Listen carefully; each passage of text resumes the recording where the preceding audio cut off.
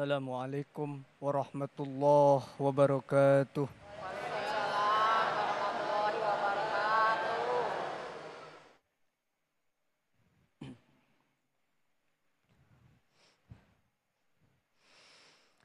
A'udzu billahi minasy syaithanir rajim.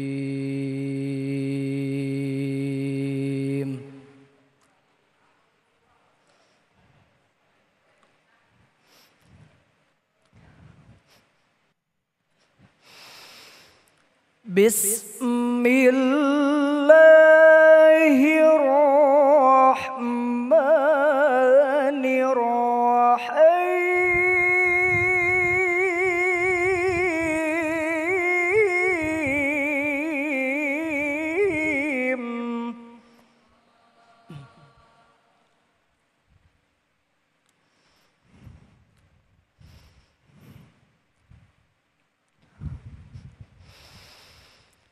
Wa min ayatihi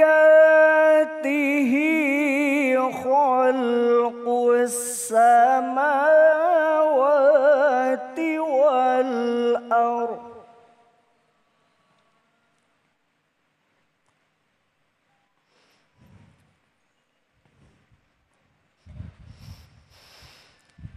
wa ma batha fihima min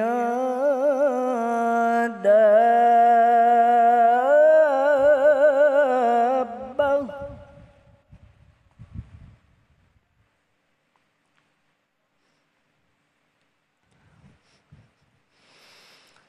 wa huwa ala jam'ihim idza yasha'u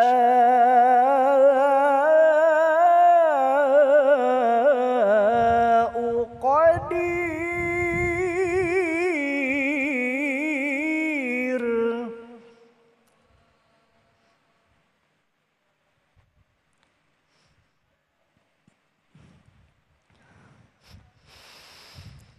Wa ma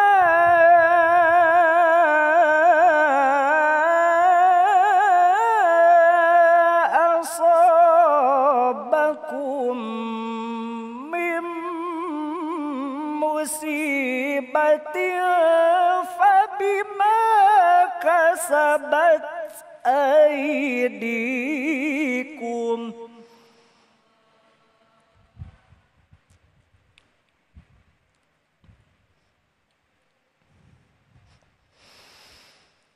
Fabima kasabat aydikum wa ya'fu an katsir.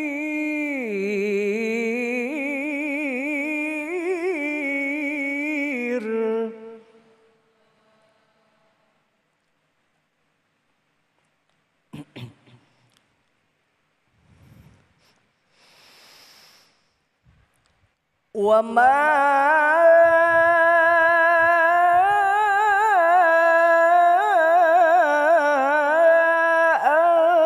antum bimu'jizina fil ardh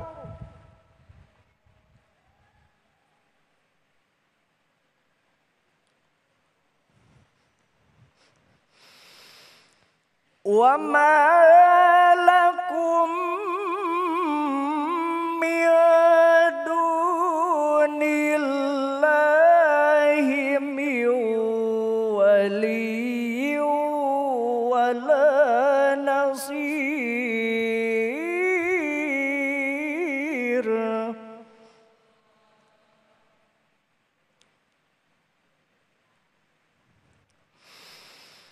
Wa ma lakum min dunillahi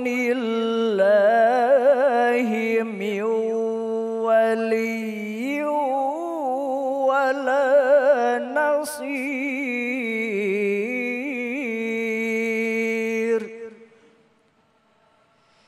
Sadaqallahul azim.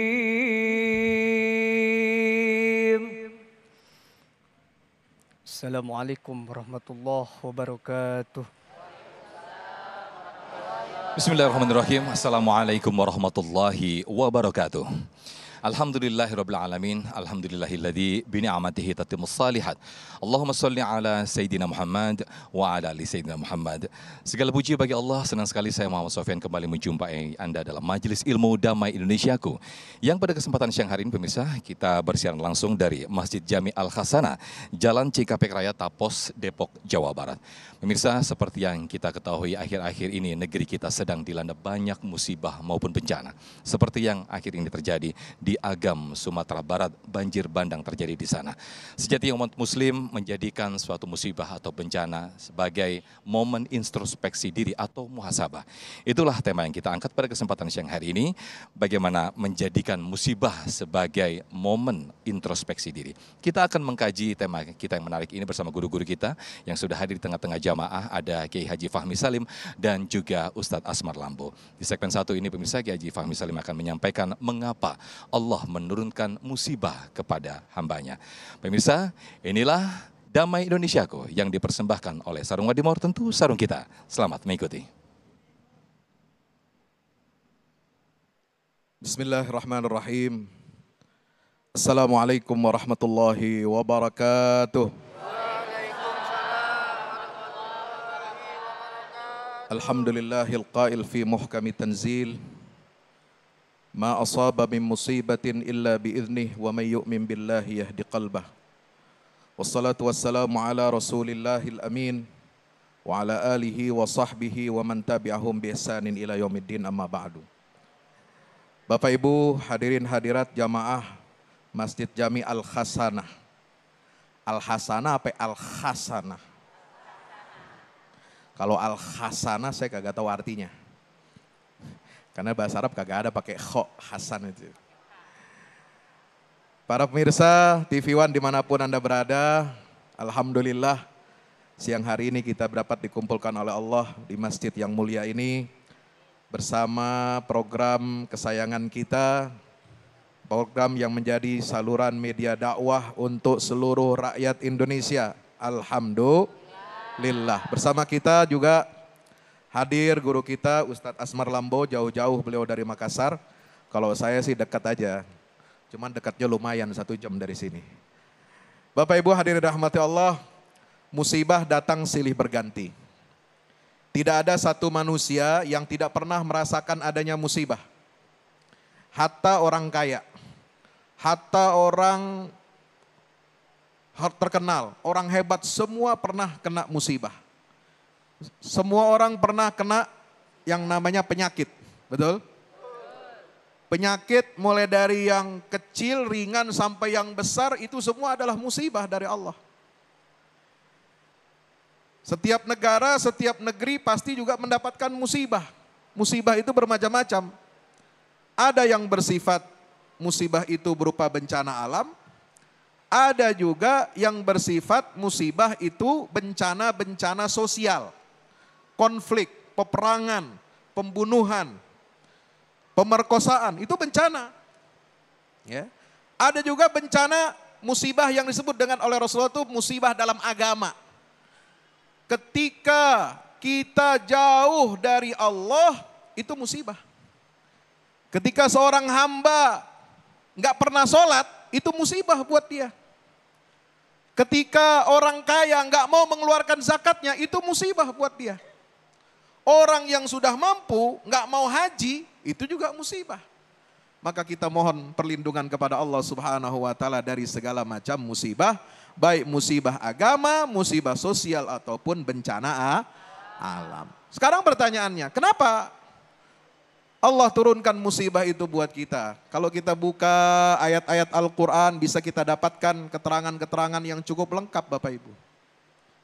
Jamaah yang dirahmati Allah Subhanahu wa Ta'ala. Satu, apa penyebab turunnya musibah itu? Karena bisa jadi kita mendustakan ayat-ayat Allah. Kita mendustakan kebesaran dan kebenaran ajaran Allah Subhanahu wa Ta'ala. Coba kita lihat dalam surah Al-A'raf ayat berapa itu? 95. 6. Ya. Ketika Allah menyebutkan tentang fenomena negeri yang beriman, rakyatnya bertakwa, rakyatnya pemimpinnya. Negeri yang beriman dan bertakwa, rakyat dan pemimpinnya itu pasti akan diberikan keberkahan-keberkahan dari langit dan dari bumi. Walau anna ahlal qura amanu wa taqaw la fatahna alaihim barakati minas sama'i wal ard. Tetapi hati-hati. Kalau kita mendustakan ayat-ayat Allah, maka kita harus siap-siap untuk menerima ujian-ujian dan musibah dari Allah. Walakin kadzabu fa akhadnahum bima kanu yaksibun. Maka kita harus menjauhkan diri kita dari apa? Dari perilaku atau perbuatan yang mengarah menjurus kepada apa? Pendustaan terhadap ayat-ayat Allah. Baik ayat Allah yang ada di alam semesta, di lingkungan yang ada di sekitar kita, maupun ayat-ayat Allah berupa ajaran-ajaran, pokok-pokok akidah, pokok-pokok ibadah, nggak boleh kita dustakan. Kalau kita melanggar hukum-hukum Allah, maka cepat atau lambat Allah pasti akan turunkan azab sebagai musibah buat satu kaum itu. Na'udzubillah. Yang kedua, apa sebab turunnya azab Allah musibah ini? Bisa jadi karena merebaknya praktek kemusyrikan. Coba buka surat Maryam ayat 90-91. Apa kata Allah? Takadus samawatu yatafattarna minhu wa tanshaqqul ardu wa takhirrul jibalu hadda an da'u lirrahmani walada. Hampir-hampir saja kata Allah. Langit itu terbelah. Bumi itu berguncang keras. Gunung-gunung meletus. Hancur. Mengeluarkan isinya. Kenapa? Langit bisa terbelah. Langit bisa runtuh. Bumi bisa terbelah. Gunung-gunung yang kuat itu bisa hancur berantakan. Anda aulir rahmani walada, karena mereka tidak ridho, mereka sangat murka. Ini makhluk ini bisa murka loh. Ya, hati-hati. Kenapa murka makhluk hidup itu?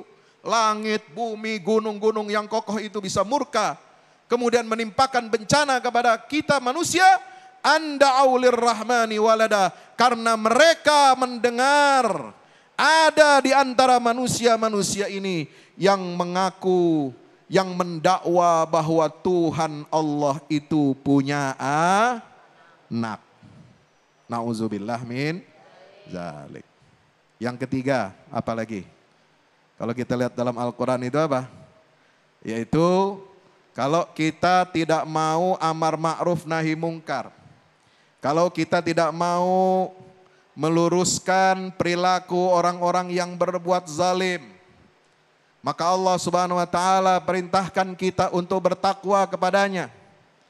Wattaqu fitnatan la tusibannal ladzina zalamu minkum khassah wa'lamu annallaha syadidul iqab. Dalam surat Al-Anfal ayat 20 berapa ya? 25. Catat ya. Ini ntar sesi ketiga, ya segmen 3, ini ntar aneh tanya, sesi 4 ya. Sesi 4 aneh Ustadz yang tanya mente. Ya bukan jamaah doang nanyain Ustadznya, ya. Ini beda sekarang nih, alhamdulillah. Catat baik-baik ayatnya, hadisnya. Ya kalau ngaji jangan nguping doang, ya. Insya Allah.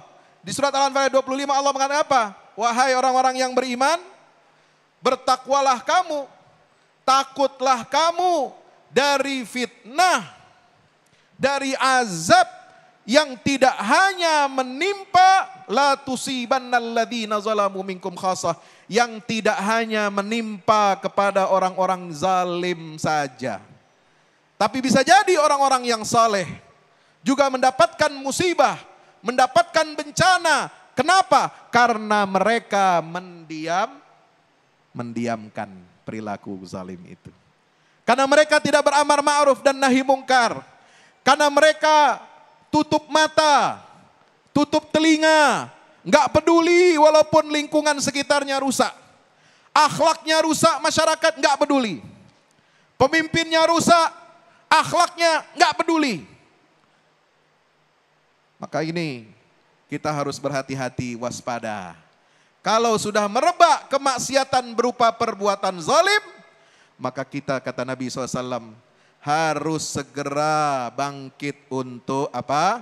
Mencegah saudara kita yang berbuat Kata Nabi apa dalam hadisnya, sabda Rasul SAW? Unsur akhaka zaliman au mazluman. Hei, kamu orang Islam, tolonglah saudaramu, baik dia itu berbuat zalim atau dia dizalimi. Kok bisa? Sahabat bertanya, kalau orang dizalimi, kita tolong, betul? Kalau ada orang zalim, bagaimana kita menolongnya? Maka kata Nabi SAW, kamu menolong orang yang zalim itu bukan berarti kamu membantu dia berbuat zalim. Tapi kamu harus cegah dengan tanganmu agar saudara kamu itu tidak berbuat zalim. Yang terakhir ada penyebab turunnya musibah itu apa? Merebaknya riba, praktek riba dan zina. Itu sesuai dengan sabda Nabi SAW dalam hadis muttafaq alaih. Ya, tidaklah muncul merebak di satu kaum perbuatan riba, praktek riba dalam ekonomi. Ini sekarang banyak pinjol-pinjol nih. Ya, kata penelitiannya kebanyakan yang pada minjam online riba ini malah guru. Kenapa? Guru kita nasibnya di sini ya dibayarnya sedikit. Sementara kebutuhan hidupnya banyak, akhirnya dia perminjam. Na'udzubillah, ini tugas kita semua untuk mensejahterakan guru. Jangan sampai guru-guru di Indonesia ini terjebak dalam juga zina. Zina baik yang kepada lawan jenis maupun sesama jenis. LGBT itu juga sama, namanya apa kata Nabi? Ahallu bi anfusihim iqaballah. Mereka kalau melakukan dua perbuatan ini, mereka telah menghalalkan Allah untuk menurunkan azabnya. Na'udzubillah min zalik.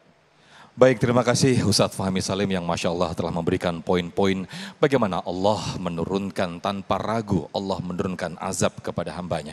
Bukankah ini sudah digambarkan oleh kaum-kaum terdahulu bagaimana Allah menurunkan azabnya atas kemungkaran, atas kesyirikan dan juga berbagai zina yang telah dilakukan. Nah, ini sepatutnya menjadi evaluasi dan juga muhasabah bagi diri kita. Nah, insya Allah selengkapnya akan disampaikan di segmen kedua tadi nanti bersama guru kita Ustadz Asmar Lampu. Tetaplah bersama kami di Damai Indonesiaku yang dipersembahkan oleh Sarung Wadimor, tentu sarung kita.